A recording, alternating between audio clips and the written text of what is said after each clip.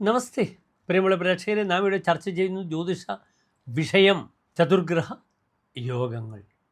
ഇവിടെ ചതുർഗ്രഹ യോഗ വിഷയം കല്യാണാത്മാവ് തൻ്റെ കൃതിയായ സാരാവലിയിൽ വിവരിച്ചിരിക്കുന്നത് സവിസ്തരമാണ്. എൻ്റെ പ്രിയമുള്ള പ്രേക്ഷകർ, ആദ്യം ഈ യോഗം ശ്രദ്ധിക്കുക. ഈ യോഗത്തിൽ പ്രധാന ഗ്രഹങ്ങൾ ആദിത്യനും ബുധനും വ്യാഴവും ശുക്രനുമാകുന്നു. ഇവിടെ 3 ശുഭഗ്രഹങ്ങളും ആദിത്യനുമാണ്, പാപഗ്രഹമായ ആദിത്യനുമാണ് ഉള്ളത്. പക്ഷേ പല ഘട്ടങ്ങളിലും സൂര്യനെ സാത്വിക ഗ്രഹമായി പരിഗണിച്ചിട്ടുണ്ട്. സാത്വിക എന്ന ഫലം സൂര്യന് പറഞ്ഞിട്ടുണ്ട് വരാഹമിഹിരാചാര്യൻ. സത്വഗുണപ്രധാനനാണ് ആദിത്യൻ. അതിനാൽ ഈ 3 ശുഭഗ്രഹങ്ങളുടെയും ഒരു പാപഗ്രഹത്തിൻ്റെയും യോഗം എപ്രകാരം വർത്തിക്കുന്നുവെന്ന് നിങ്ങൾ ശ്രദ്ധിക്കുക. നല്ല ഒരു യോഗമാണ് ഈ ഒരു യോഗം. സുയോഗം എന്ന് പറയും. സമീചീനമായൊരു യോഗമാണ്. ഈ യോഗത്തിൽ ജനിച്ച വ്യക്തിക്ക് വളരെയധികം ഗുണങ്ങളാൽ പ്രകീർത്തിക്കപ്പെടുമെന്ന് പ്രത്യേകം പറഞ്ഞിരിക്കുന്നു. നിങ്ങൾ യോഗം ശ്രദ്ധിക്കുക. ധനവാൻ സുഖപ്രധാന സിദ്ധാർത്ഥോ ബന്ധുമാൻ പ്രകൃഷ്ടശ്ച ഭാനുബുധ ജീവശുക്രേർ ഭവതി പുമാരേകരാശി ഗതേഹി. ഏകരാശി ഗതേഹി, ഒറ്റ രാശിയിൽ എത്തിച്ചേർന്നിട്ടുള്ള പുമാൻ പുരുഷൻ.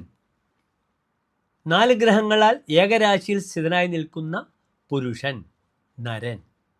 സൂര്യൻ, ബുധൻ, വ്യാഴം, ശുക്രൻ ആരായിത്തീരുന്നു? ധനവാൻ ഭവതി, അദ്ദേഹം ധനികനാകുന്നു, സമ്പന്നനായിരിക്കും ആ ജനിച്ച വ്യക്തി എന്ന് സാരം. പിന്നീട് സുഖപ്രധാന, അദ്ദേഹത്തിന് പ്രധാനമായും സുഖത്തെ കാക്ഷിക്കുന്നു, സുഖലോലുപനാണ് എന്നർത്ഥം. സിദ്ധാർത്ഥ, തൻ്റെ ആഗ്രഹങ്ങളൊക്കെ പൂർത്തീകരിക്കുന്ന വ്യക്തിയാകുന്നു. തൻ്റെ എല്ലാ അർത്ഥങ്ങൾ, തൻ്റെ ആഗ്രഹങ്ങളൊക്കെ തന്നെ പൂർത്തീകരിക്കുന്ന വ്യക്തിയാകുന്നു അദ്ദേഹം.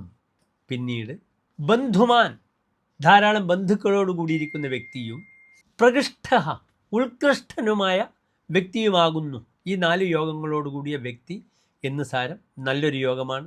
ഈ യോഗത്തിൽ ജനിച്ചാൽ അതിവിഖ്യാതനാകും, ഒരു സംശയവുമില്ല. അത് പല രീതിയിലാകാം. കാരണം ബുധനും ശുക്രനും വ്യാഴം ഒന്നിച്ചു കൂടുമ്പോൾ പലപ്പോഴും ഗീതപ്രിയ, സംഗീതം, നൃത്തം, തൗര്യത്രികം, ഇതിലൊക്കെ വളരെയധികം പ്രശസ്തിയും ഖ്യാതിയുമുണ്ടാകും. അവിടെ ആത്മപ്രഭാവകാരകനായ സൂര്യൻ നിൽക്കുമ്പോൾ, ഉച്ചസ്ഥനായൊക്കെ നിൽക്കുകയാണെങ്കിൽ ആ രീതിയിൽ അദ്ദേഹത്തിന് രാജസൽകൃതനാകുന്ന അവസ്ഥയും ഉണ്ടാകും. നമസ്തേ.